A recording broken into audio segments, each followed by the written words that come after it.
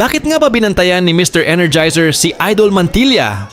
Nagulat ang lahat dahil kayang-kaya palang sumabay ang batang ito.